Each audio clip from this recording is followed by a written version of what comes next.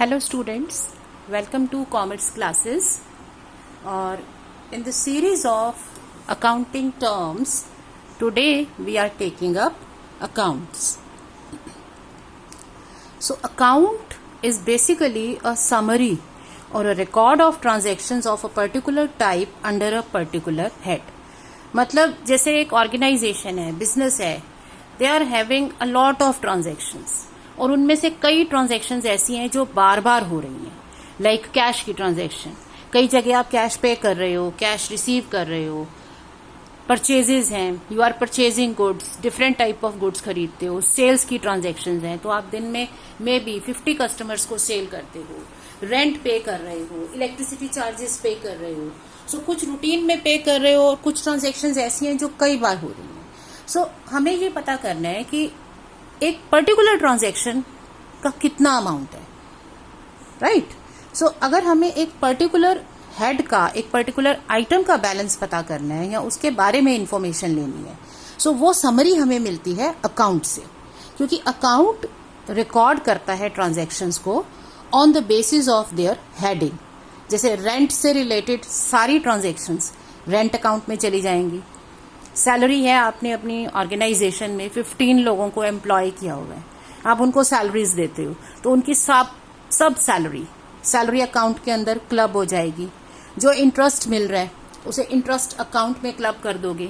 Businessman ने जो business में पैसा लगाया है वो उसकी कैपिटल अकाउंट में क्लब होगा. तो कैपिटल अकाउंट में क्या जाएगा? बिजनेसमैन ने बिजनेस में जो कैपिटल इन्वेस्ट की है या उसमें जो एडिशन किए, right. So transactions of a particular type are clubbed together or recorded together at one place called account. So we have different account names. So accounting में सभी transactions को record करने के लिए उनके account name लिखे जाते हैं.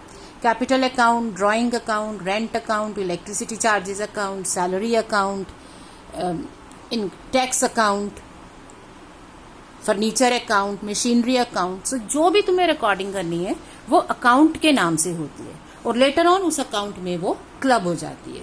So basically account not only shows the amount of transaction. So account में सिर्फ अमाउंट ही नहीं आएगा कि इतने अमाउंट की ट्रांजेक्शन हुई. It also shows their effect और डायरेक्शन. मतलब अब अकाउंट पे इसका इफेक्ट क्या पड़ रहा है. अमाउंट इंक्रीज हो रहा है, डिक्रीज हो रहा है.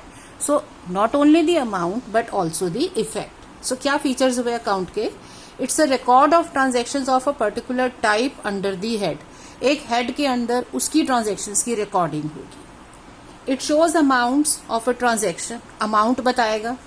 It shows direction of the transaction. Like मान लो आप अरुण लिमिटेड से गुड्स खरीदते हो ट्रेड के लिए, आगे सेल करने के लिए. सो आप डिफरेंट इंटरवल्स पे, मे बी आज आपने गुड्स परचेज किए अरुण से ऑन क्रेडिट, तो अब अरुण आपका क्रेडिटर हो गया, आपको उसे पैसे देने हैं. कुछ टाइम बाद आपने कुछ पेमेंट कर दी, फिर आपने और गुड्स खरीद लिए, फिर कुछ और पेमेंट कर दी. सो इस तरह से आपकी ट्रांजेक्शन्स जा रही हैं. जब आप उससे गुड्स खरीदोगे तो आपका पेबल अमाउंट बढ़ जाता है कि अब मुझे और पे करने हैं.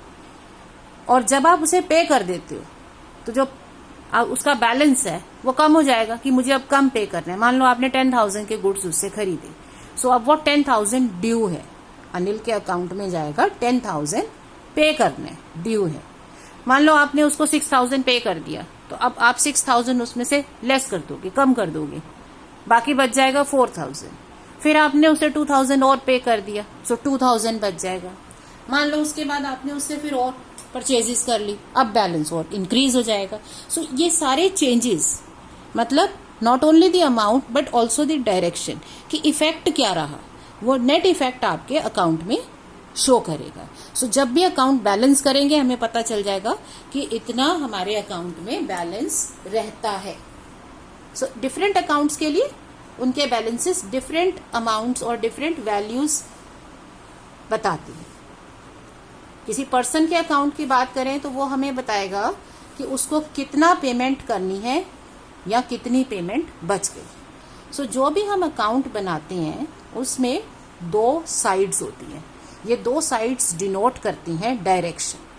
सो जो भी अकाउंट का नेम है, राम अकाउंट है, अरुण अकाउंट है, फर्नीचर अकाउंट है, मशीन अकाउंट है। सो दो डायरेक्शंस, इसे टी शेप स्टेटमेंट बोलते हैं। ये देखो टी शेप आ गई ना, टी शेप। इसके लेफ्ट साइड को बोलते हैं डेबिट और राइट साइड को बोलते हैं क्रेडिट। अब हर साइड में हमें ट्रांजैक्शंस के लिए उनकी डेट लिखनी होगी, अमाउंट लिखना होगा, और एक हम लिखते हैं लेजर फॉलियो। ये आपको आगे डिटेल में बाद में समझाएंगे कि what is this folio, ledger folio, journal folio, इसका क्या मतलब होता है। बट राइट नाउ आप ये समझो कि अकाउंट के मेनली टी शेप अकाउंट में दो साइड्स हैं, एक लेफ्ट साइड जिसे डेबिट साइड बोलते हैं, एक राइट साइड जिसे क्रेडिट बोलते हैं।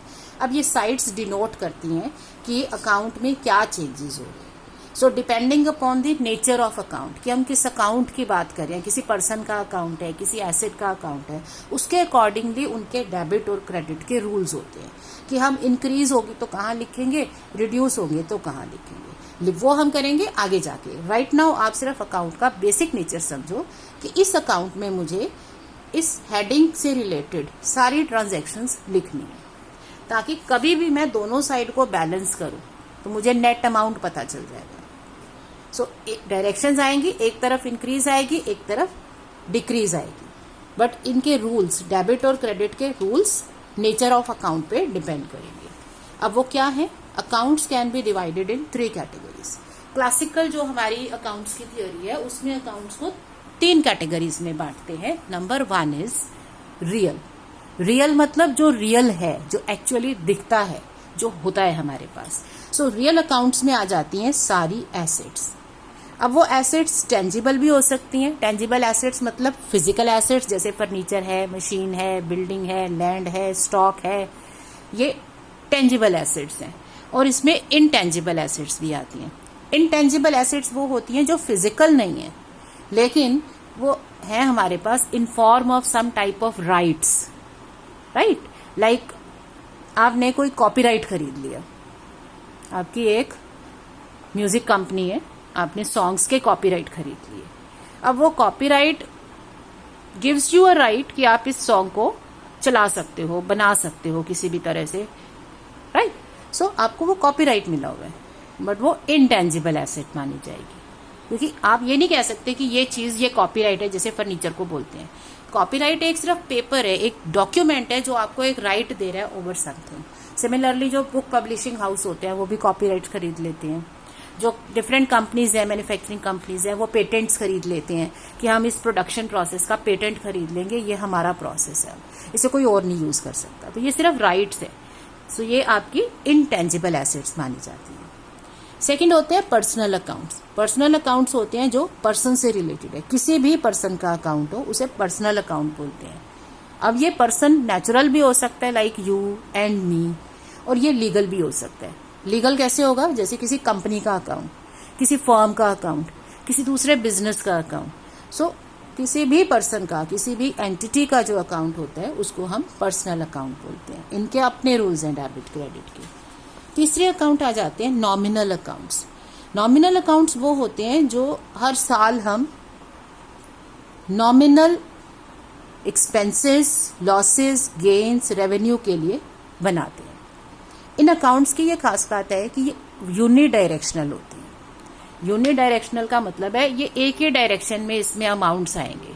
जैसे सैलरी अकाउंट है, तो सैलरी अगर हमारे लिए एक्सपेंडिचर है तो हर बार हम सैलरी पे कर रहे हैं, तो वो एक ही साइड में आएगा। सिमिलरली अगर हमारे सेल्स हैं तो सेल्स इंक्रीज, हर बार हम सेल करेंगे। सेल रिटर्न है तो उसका अलग अकाउंट बनता है, सेल्स रिटर्न अकाउंट। सो ये यूजुअली यूनिडायरेक्शनल होते हैं, और ये नॉमिनल इसलिए है क्योंकि ये कैरी फॉरवर्ड नहीं होते। जिस ईयर में अकाउंट बना उसी ईयर में इसे खत्म कर देते हैं। इन्हें हम लेके जाते हैं trading and profit and loss account में नेट प्रॉफिट और लॉस को सॉल्व करने के लिए, क्योंकि ये इसमें हम इनकम भी लिख रहे हैं, एक्सपेंसेस भी लिख रहे हैं, लॉसेस गेन सब कुछ लिख रहे हैं। तो एंड में आके इनको आपस में मैच कर देते हैं और प्रॉफिट और लॉस सॉल्व हो जाता है। सो ये अकाउंट्स कभी कैरी फॉरवर्ड नहीं होते, ये हर ईयर में खत्म हो जाते हैं, क्लोज हो जाते हैं। जबकि पर्सनल अकाउंट्स, रियल अकाउंट्स आपके आगे जाते हैं। अब along with the accounts we are understanding 3 more terms here in this part, क्योंकि हमने इसमें बोला ना अकाउंट की 2 साइड होती हैं, डेबिट और क्रेडिट. तो अगली हमारी डेफिनेशन है what is debit. So an account has 2 parts, the left side is called debit. So account की लेफ्ट साइड को डेबिट बोलते हैं. So if in a transaction an account is debited, अगर किसी ट्रांजेक्शन को एंट्री करते हुए उसमें हम किसी अकाउंट को डेबिट करते हैं तो उसे हम पोस्ट करेंगे डेबिट साइड में. अब कब डेबिट करेंगे कब क्रेडिट करेंगे वो रूल्स बाद में पढ़ेंगे. राइट नाउ आप ये समझो कि अगर किसी ट्रांजेक्शन में अकाउंट डेबिट हो रहा है तो उसे डेबिट साइड में पोस्ट करते हैं. Now credit side, credit is the right side of the account. So the account has 2 sides. Right side of the account is called credit side. So credit क्या है? Right side. So if a account is credited in a transaction, then we will post the entry on the credit side of the account. Last है हमारी entry. Now entry is the mode of recording. The way in which we record a transaction in our books of accounts is called entry. So books में हम जिस तरह से recording करते हैं उस रिकॉर्डिंग के तरीके को बोल दिया जाता है एंट्री. आपके पास 2 तरह की बुक्स होती हैं, जर्नल और ledger. Like in the accounting definition in the very first video lecture we had studied accounting meaning और डेफिनेशन. तो उसमें हमने पढ़ा था कि accounting is a process of recording, classification, summarisation. So जो रिकॉर्डिंग की एक बुक होती है, क्लासिफिकेशन की दूसरी बुक होती है. सो बुक्स में जो एंट्री करते हैं उसको बोलते हैं entry. So that makes it for the day. If you understand this, do like, share and comment and subscribe the channel to get to know all the videos at one go. Thank you.